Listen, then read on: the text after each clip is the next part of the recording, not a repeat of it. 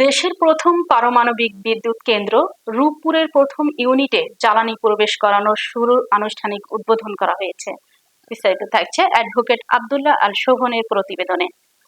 পারমাণবিক বিকিরণ ঘটানো ও পরীক্ষা নিরীক্ষা শেষ করতে 34 দিন সময় লাগবে।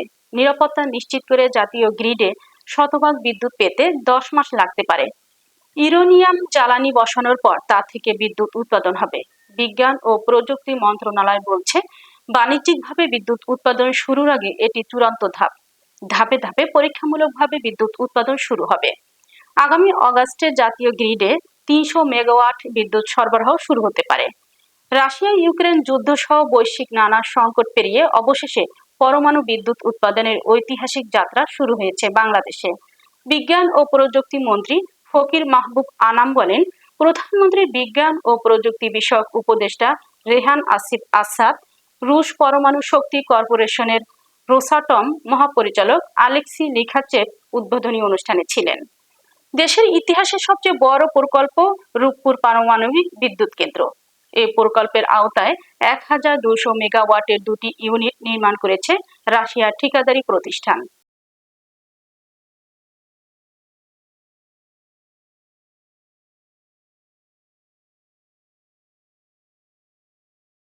আজকে এই রূপপুর সেই স্বপ্নের এক মহিমান্বিত বাস্তব রূপ।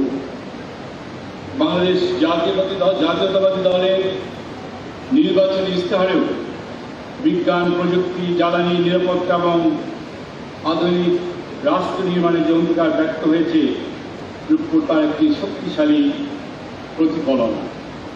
একটা আত্মনির্ভরশীল, প্রযুক্তি নির্ভরশীল এবং সমৃদ্ধ বাংলাদেশ গঠনের যে স্বপ্ন, বাংলাদেশ পরমাণু শক্তি নিয়ন্ত্রণ কর্তৃপক্ষ আন্তর্জাতিক মানদণ্ড অনুযায়ী সর্বোচ্চ নিরাপত্তা, আত্মবিশ্বাস জরুরি, আত্মতুষ্টি বিপজ্জনক।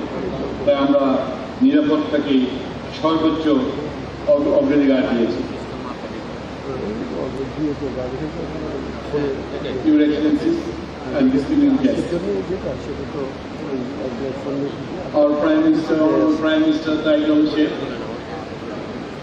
he has conveyed his heartfelt